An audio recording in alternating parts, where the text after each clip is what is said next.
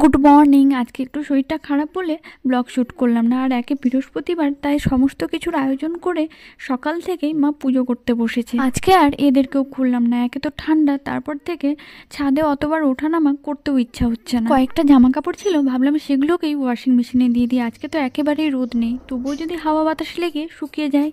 সকালের ব্রেকফাস্টটাও হয়নি, তাই ভাবলাম আগে ব্রেকফাস্টটা কমপ্লিট করি। আগের দিনের ব্লগ ভিডিওটাও এডিট করে আর কমপ্লিট করতে পারিনি, হয়তো তোমরা নেক্সট দিন পেয়ে যাবে।